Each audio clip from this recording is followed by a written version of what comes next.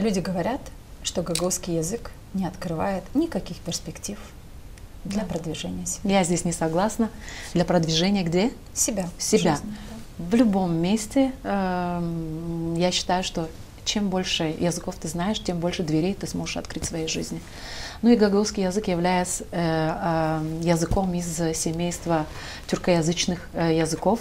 А сколько у нас стран и сколько миллионов людей говорит 500? на таком языке? Миллион. На гагаузском, близком к гагаузскому языку.